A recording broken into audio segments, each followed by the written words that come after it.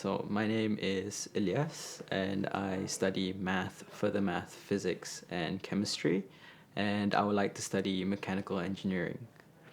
My favorite memory actually from studying here would be definitely finishing my AS levels, and I was very calm after the exam, and I was quite happy with myself throughout the whole AS levels. It turned out quite well, and I think the best moment was actually finding out my results, and I was pretty happy with that.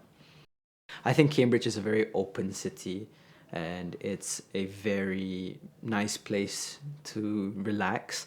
It doesn't feel congested, and I find it in particular really nice that everywhere is walkable and I don't have to rely much on public transport. If I want to walk anywhere, I can go anywhere I want to. So it's particularly nice to do that.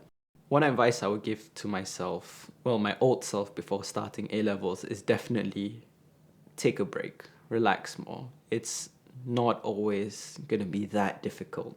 If you stress too much about things, then you only put yourself further down in a rabbit hole that you can't get out from.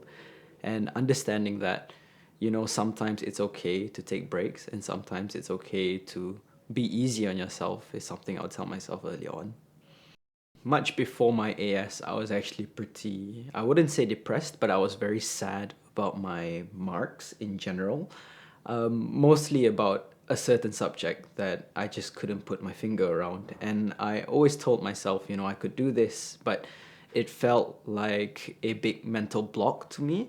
And the way I overcome it was actually telling myself that no matter the outcome, no matter whatever situation happens, you should be proud of how far you've come. And I received a lot of support from especially my friends around me saying that it's going to be all right. And turns out it was pretty all right. Got your results and I was quite happy with it. My favorite, I would say, favorite staff member would definitely have to be one of the three people listed above. I have to I want to give gratitude to Dr. Church for being a really great teacher to me. And he's really, really calm and quite understanding towards my subject matter. And I would like to also thank Mr. Reed and Mr. Goldsmith for always putting up with me half of the time. I asked a lot of random questions. I'm quite happy that I participated in the M3 challenge. It's the mathematic modeling challenge. Mostly it was really tiring, but it was very, very fun as well. So that's one of the extracurriculars that I would say I was really, really happy in participating in, and I wouldn't mind doing it again.